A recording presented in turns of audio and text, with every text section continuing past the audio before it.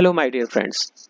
तो आज हम बात करने जा रहे हैं इलेक्ट्रिकल इंजीनियरिंग की एक बहुत ही इंपॉर्टेंट कॉन्सेप्ट के बारे में, और वो है मैग्नेटिक सर्किट। मैग्नेटिक सर्किट एक बहुत ही इंपॉर्टेंट पार्ट है। अ, अगर आप देखें इलेक्ट्रिकल मशीन को समझने के लिए भी, क्योंकि हमारे डिवाइसेस इलेक्ट्रिकल इंजीनियरिंग में इलेक्ट्रोमैग्नेटिक डिवाइसेस हैं। ओके, तो हम लोग को मैग्नेटिक फील्ड्स के बारे में, उनके मैग्नेटिक फ्लो के बारे में हमें अच्छे से समझ में आना चाहिए। तो मैग्नेटिक सर्किट को समझने के लिए एक हम एनालॉजी डेवलप करेंगे, क्योंकि आप पहले से ही इलेक्ट्रिकल सर्किट को अच्छे से समझ चुके हो। मैं ये प्रिज्यूम करता हूँ इस वीडियो में कि आपको अच्छे से आता होगा, और उससे हम लोग रिलेट करेंगे मैग्नेटिक सर्किट में, और मैग्नेटिक सर्किट के कुछ बहुत इंपॉर्टेंट फिनोमिना हम लोग समझने की कोशिश करेंगे। तो इलेक्ट्रिक सर्किट में अगर आप बात करें तो इलेक्ट्रिक सर्किट में तीन सबसे इम्पोर्टेंट पैरामीटर्स होते हैं जो हमें समझना चाहिए। एक है सोर्स, ये कोई भी एनर्जी सोर्स है, जैसे वोल्टेज सोर्स, करंट सोर्स। और मैं तीसरा पहले बताऊंगा, तीसरा है इसका इफेक्ट।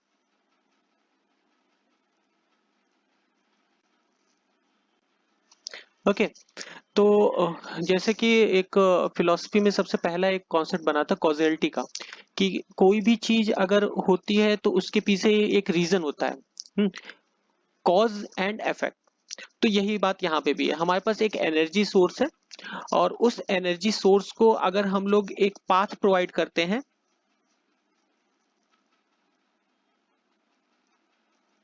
ओके, इस एनर्जी सोर्स को अगर हम एक पाथ प्रोवाइड करते हैं तो हमें एक इफेक्ट दिखता है, एक चेंज दिखता है कुछ। तो यहाँ पे क्या हो सकता है, यहाँ पे हम एक अगर बैटरी सोर्स की बात करें कि there is a battery source, okay, ये हमारा एनर्जी सोर्स है। तो बैटरी सोर्स डीसी सोर्स है, यहाँ पे हमें पता है कि इसका वोल्टेज कांस्टेंट होता है, मान लीजिए V अगर इसका वोल्टेज है, और इस बैटरी सोर्स को हम लोग एक रेजिस्टेंस से अगर शॉर्ट कर दें,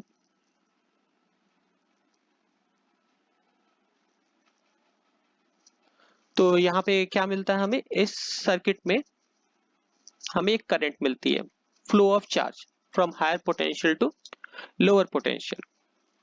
okay, here V is the source and I is the effect.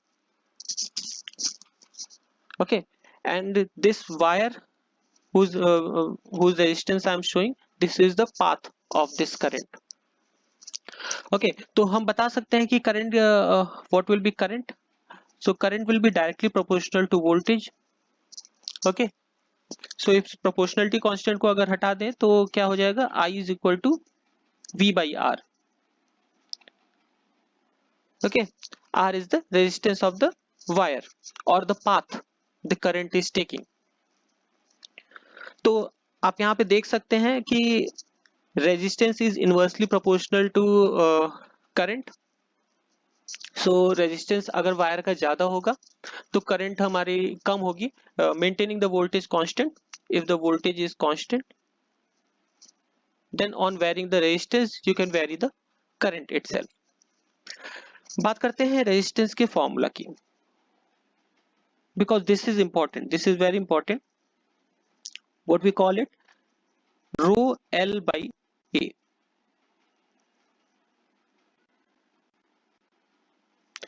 So resistance of the wire, ये रेजिस्टेंस वायर का ये किस पे डिपेंड करेगा कि कौन से मटेरियल लिया है हमने, किस मटेरियल से उस वायर को बनाया है, and that is called the specific resistivity. It is called the specific resistivity. Okay, and this is the geometry of the wire. Actually the wire कैसे बना हुआ है,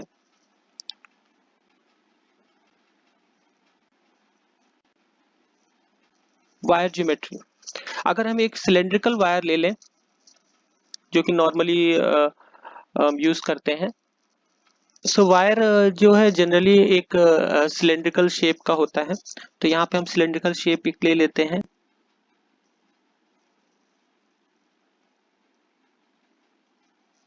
okay, so we can see here, यहाँ पे इसका cross section जो है circular है, जिसका एरिया पाई आर स्क्वायर है। R is the radius of this circle. Okay, and if a current passes through this,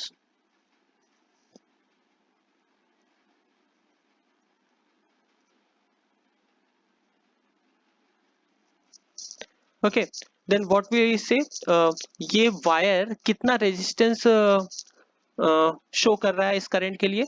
तो इस वायर का अगर लेंथ L है, तो हम कहते हैं R is equal to rho L by pi R square. Okay, तो जितना मोटा वायर होगा वो उतनी ही ज्यादा करंट फ्लो कराएगा, उसमें से उतनी ज्यादा करंट फ्लो कर सकती है, इसका मतलब उसका रेजिस्टेंस उतना ही कम है। और जितना ही पतला वायर होगा उसमें से उतनी ही कम करंट जा सकती है, तो उसका रेजिस्टेंस भी कम होगा, उसका रेजिस्टेंस ज्यादा होगा, सॉरी। तो यहाँ पे लेंथ की बात करें तो लेंथ के इज डायरेक्टली प्रोपोर्शनल, तो जितना ज्यादा लेंथ होगा उतनी ही ज्यादा रेजिस्टेंस वायर शो करेगा इस करंट को। तो इसी तरीके की बातें हमें मैग्नेटिक सर्किट में भी कहनी है। ये सारी बातें आपको पता थी, लेकिन एक रिवीजन जरूरी था, इसलिए मैंने इस चीज को लिया। अब देखिए, आप मैग्नेटिक सर्किट की बात करें तो मैग्नेटिक सर्किट में भी तीन चीजें हमें बतानी पढ़नी है। What is the source, what is the path, and what is the current effect. तो अगर मैग्नेटिक सर्किट में बात करें तो मैग्नेटिक सर्किट में मैग्नेटिक सोर्स क्या होगा, आपके मैग्नेट्स। ओके, आज चलिए हम फिजिकल मैग्नेट की बात करें तो एक फिजिकल मैग्नेट क्या कर सकता है। तो यहाँ पे अगर हम बात करें तो एक फिजिकल मैग्नेट हमारा एक सोर्स होता है मैग्नेटिक सर्किट में, हो सकता है। Okay, physical magnet. और क्या हो सकता है, एक electromagnet. okay, so electric field, electric current can produce magnetic fields, so we can inject current हम किसी एक वायर में डाल सकते हैं, एक कॉइल में डाल सकते हैं, और उसमें से जो मैग्नेटिक फील्ड प्रोड्यूस होगी तो वो उसको हम इलेक्ट्रोमैग्नेट कहेंगे। वो coil with current is also behaving like a physical magnet. तो यहाँ पे हम सोर्स को इलेक्ट्रोमैग्नेट भी ले सकते हैं।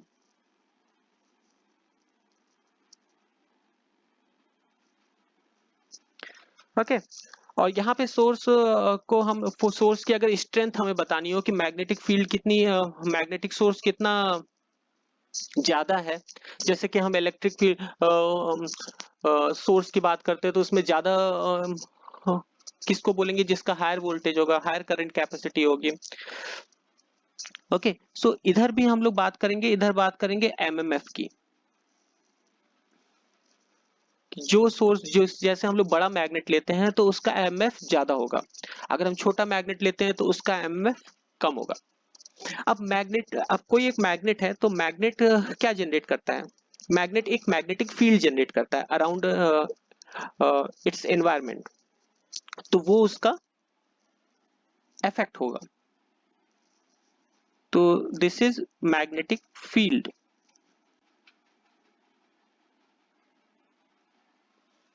ओके, तो इलेक्ट्रिक फील्ड में हमने देखा था कि voltage is the source and current is the effect. Here the mmf is the source, magnetic mmf is the source, and magnetic field is the effect. और जो भी ये फील्ड जो पाथ लेगा अपने एनवायरनमेंट में, वो क्या होगा, डिफाइन करेगा कि कहां से मैग्नेटिक फील्ड प्रोड्यूस करती है। तो ये हो गया इसका पाथ। ठीक, उसको हम लोग उस पाथ का अगर रेजिस्टिव इक्विवेलेंट देखें तो इसको कहते हैं reluctance.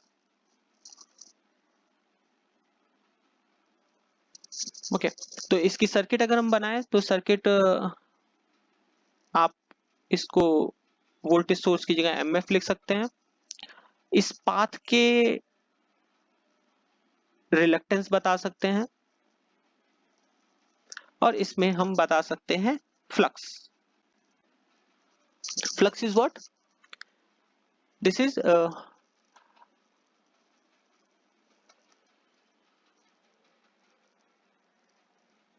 you can understand flux as to be equivalent to magnetic field.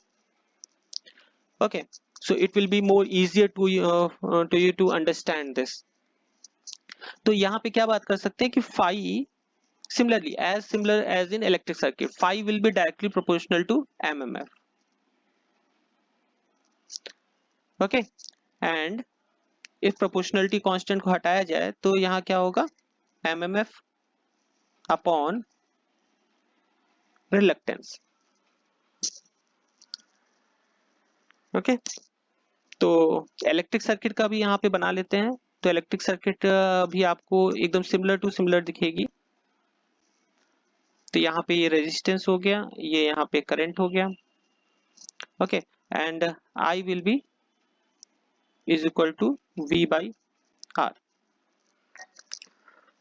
तो यहाँ पे जो एक बहुत ही इंपॉर्टेंट चीज समझनी है वो हमें समझना है रिलक्टेंस को, क्योंकि एमएमएफ और फाई ये तो थोड़ा सा एक चीज है जो मतलब थोड़ी सी आराम से समझ में आ सकती है कि एमएफ जो होगा वो एनर्जी सोर्स होगा, तो मैग्नेटिक फील्ड सोर्स, और फाई जो होगा वो उसका इफेक्ट होगा, उसने कितना मैग्नेटिक फील्ड प्रोड्यूस हुआ है उस एमएफ. ज्यादा एमएफ मतलब ज्यादा फ्लक्स. ये रिलक्टेंस पार्ट समझना एक बहुत जरूरी है, क्योंकि रिलक्टेंस के भी फॉर्मूले में एल और ए आता है और म्यू, द मैग्नेटिक परमेबिलिटी. तो अगर आप रेजिस्टेंस में देखें तो रेजिस्टेंस में मटेरियल प्रॉपर्टी रो से शो होती थी, जो मटेरियल होगा उसका इफेक्ट, और एल बाई ए उसकी ज्योमेट्री होती थी. Similarly here as well, mu is the magnetic property of the material and L by A is the geometry of the magnetic material, geometry of magnetic material. Okay, तो यहाँ पे आप देख रहे हैं rho is directly proportional to R and here mu R L is inversely proportional to mu. तो इसका मतलब म्यू जितना ज्यादा होगा, अगर किसी मटेरियल का मैग्नेटिक परमेबिलिटी जितनी ज्यादा होगी उसका रिलक्टेंस उतना कम होगा. ओके, तो अगर हम बात करें आयरन की, तो आयरन का जो परमेबिलिटी होता है that is mu naught into mu r iron. Okay, where mu naught is the magnetic permeability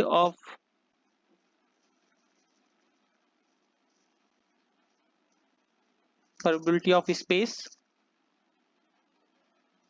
and mu r is the relative permeability, relative magnetic permeability.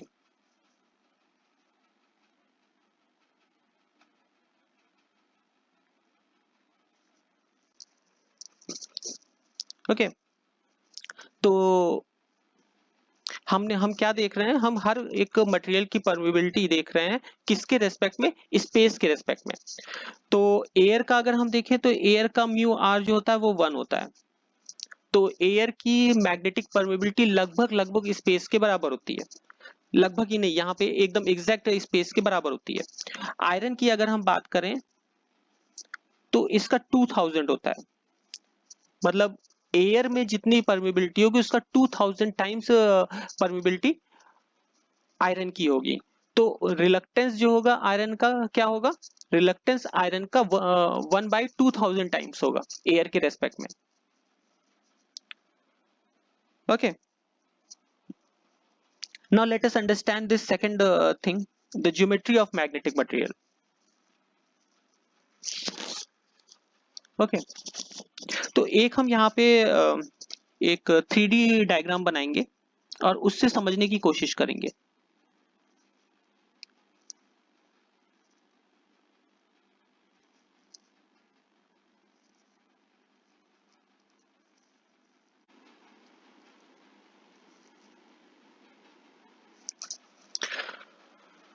तो ये क्यूबॉइड है जिसका एक्स एक्सिस पे अगर हम देखें तो कोऑर्डिनेट आप x1 बता सकते हैं, x1 0 0।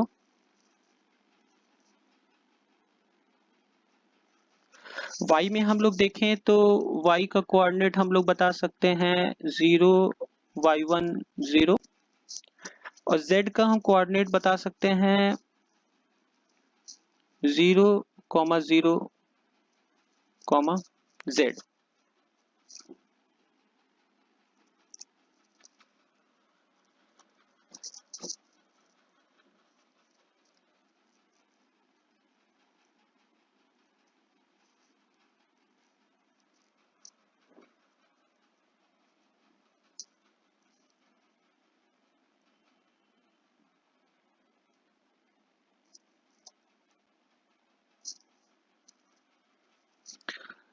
Comma z।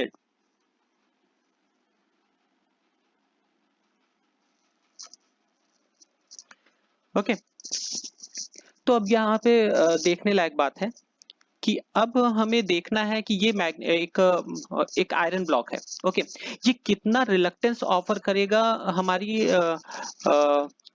Magnetic source को या मैग्नेटिक फील्ड को। तो चलिए हम बात करते हैं इसका वॉल्यूम। तो सभी को क्लियर होगा इसका वॉल्यूम क्या होगा। वॉल्यूम इसका x1 y1 z1 होगा। Okay, now we can see it has got 6 faces. इसके 6 सरफेस हैं और हर सरफेस का एरिया डिफरेंट है। ओके, तो अगर एरिया की बात करें तो एरिया हमेशा 2D प्लेन की निकालते हैं, 2 डायमेंशनल ऑब्जेक्ट्स की निकालते हैं। ओके, तो अगर यहाँ पे x और y है तो हम देखते हैं कि यहाँ पे अगर कोई एरिया एक बनता है, सरफेस एक बनता है, तो वो 2 डायमेंशन में वेरी कर रहा है, x डायमेंशन में और y डायमेंशन में। इसी तरीके से हम लोग अगर फ्रंट फेस देखें इसका, तो फ्रंट फेस हमें पता चलेगा कि ये फ्रंट फेस हमारी y एक्सिस और z एक्सिस से बना हुआ है। ओके, अब बैक वाला पोर्शन अगर हम देखें तो बैक वाला पोर्शन भी y और z एक्सिस से बना है। दोनों में डिफरेंस क्या है, दोनों में बस इतना डिफरेंस है, दोनों डिफरेंट x पे प्लेस्ड है। ओके, पीछे वाला जो है वो एट x इक्वल टू 0 पे प्लेस्ड है और सामने वाला जो है x इक्वल टू x1 पे प्लेस्ड है। तो इसका एरिया क्या होगा, एरिया उन्हीं से डिफाइन होगा जिन एक्सिस में, जिन डायमेंशंस में सरफेस का वेरिएबल चेंज होता है। जैसे फ्रंट फेस में देखेंगे तो y एक्सिस में y के कई वैल्यूज मिल जाएंगे 0 से y1 तक, और z एक्सिस में आप देखेंगे तो 0 से z1 तक कोई भी वैल्यू मिल सकता है, किसी भी पॉइंट पे आप पहुंच सकते हैं। तो दोनों डायमेंशन वेरी कर रहे हैं, तो इसका एरिया क्या होगा, इसका एरिया जो होगा, तो surface area of front surface will be y1 z1। Okay, और टॉप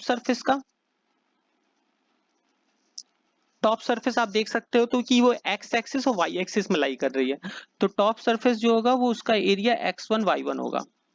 और साइड की अगर आप देखें, साइड के सरफेसेस का, साइड सरफेसेस का आप देखेंगे तो वो x एक्सिस और z एक्सिस में लाई कर रहा है। ओके, तो उसका एरिया क्या बनेगा, x1 z1। ओके, तो मान लीजिए हम कोई भी एक मैग्नेटिक फील्ड लेते हैं। हम यहाँ पे 3 मैग्नेटिक फील्ड्स लेंगे। सबसे पहला आपको बताते हैं B1,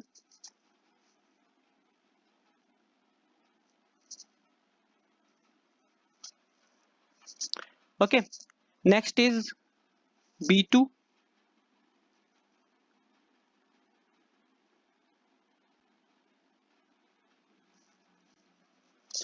और थर्ड इज B3। तो एक रीजन है, एक स्पेस है जिसमें 3 टाइप की मैग्नेटिक फील्ड्स हैं। अगर आप वेक्टर इसका इक्वेशन लिखना चाहें तो B1 will be equal to B in minus AZ direction. Okay, इसको हम BZ कह देते हैं। B2 जो होगा, what will be B2? B2 will be BY in plus AY direction. And what will be B3? B3 will be BX in minus AX direction.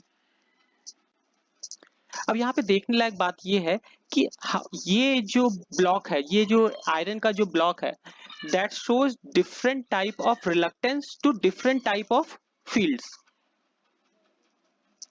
हर एक field के लिए ये ब्लॉक जो है डिफरेंट रिलक्टेंस प्रोवाइड करता है। क्यों? क्योंकि इसका पाथ अलग है।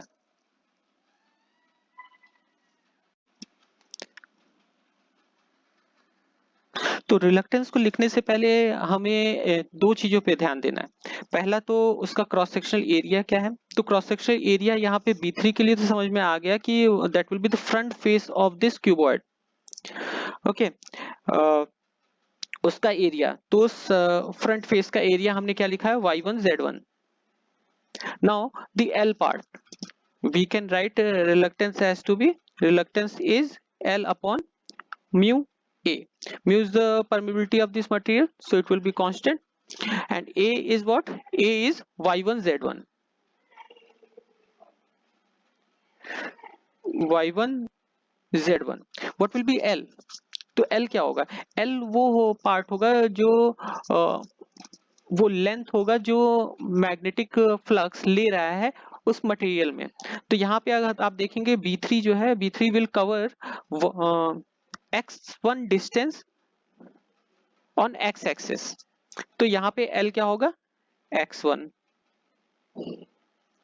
so this will be reluctance offered by this magnetic material to B3 field. Now talk about B2 field, the reluctance offered by this magnetic material to B2 field. So the perpendicular surface क्या होगा B2 के लिए? B2 के लिए perpendicular surface side वाला surface होगा। तो उसकी एरिया क्या है, x1 z1। तो we can write here RL2 as to be mu x1 z1, and what will be the length covered by this B2 field in this material? इस material में कितना लेंथ कवर करेगा B2? that will be y1. okay, similarly we can write RL1 as to be mu x1 y1, and z1 will be the length. Okay, so for a given material you can find the reluctance offered by this magnetic material to the magnetic field.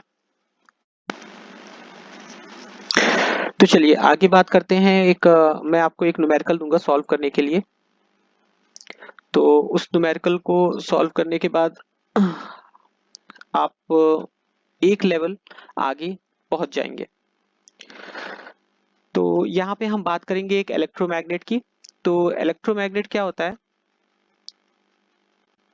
Electromagnet is made of coil.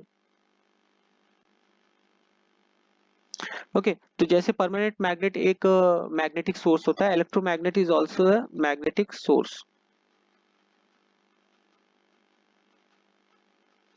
So let us say this is of the current is I in this coil और number of turns जो है वो n है।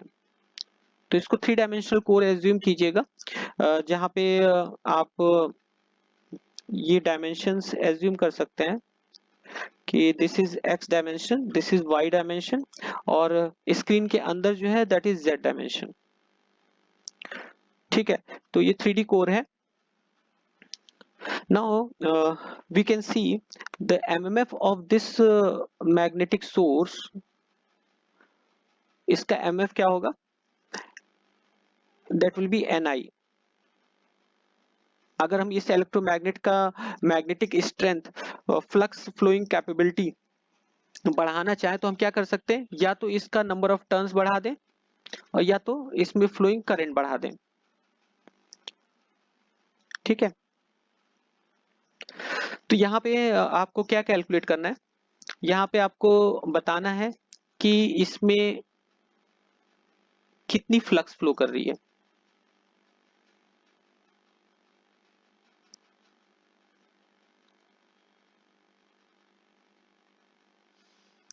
Okay, तो यहाँ पे मैं आपको बता दूं, I is 10 ampere,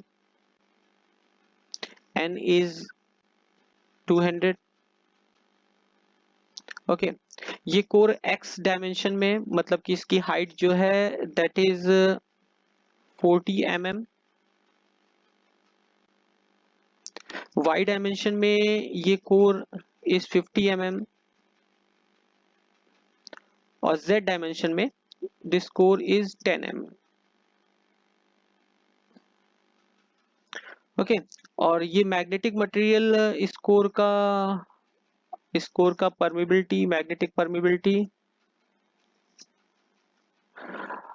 magnetic permeability में म्यू नॉट आएगा, और रिलेटिव परमिबिलिटी, तो relative permeability is 2000 and mu naught is given as to be 4 pi into 10 raised to power minus 7. Okay, so you need to calculate the phi in here, and after calculating phi you can calculate the flux density in this core. Okay, तो आपको ये समझ में आ रहा होगा कि magnetic field is flowing from in this direction. Okay, तो इस डायरेक्शन में अगर मैग्नेटिक फील्ड फ्लो कर रही है तो आपको बताना है कि इसमें रिलक्टेंस कितना होगा। सबसे पहले आपको रिलक्टेंस कैलकुलेट करना होगा, because phi is what, phi is MMF upon reluctance. Okay, तो रिलक्टेंस कैलकुलेट करने के लिए आपको फ्लक्स के पाथ की लेंथ चाहिए, और क्रॉस सेक्शनल एरिया क्या होगा वो आपको डिसाइड करना है। यहाँ पे उस फ्लक्स को, फ्लक्स जो पास कर रही है उस पाथ का क्रॉस सेक्शनल एरिया क्या है।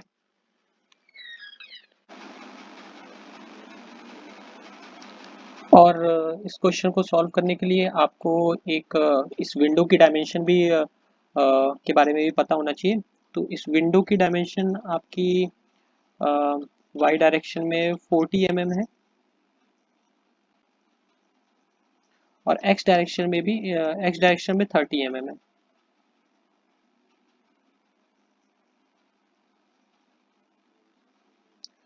तो आप लोग फिर इसमें इसको सॉल्व करके कमेंट बॉक्स में अपने आंसर्स को बताइए, और कोई डाउट हो तो वो भी पूछिए। हम लोग अगली क्लास में मैग्नेटिक सर्किट के बारे में कुछ और जानकारी इकट्ठा करेंगे। Okay, thank you for now.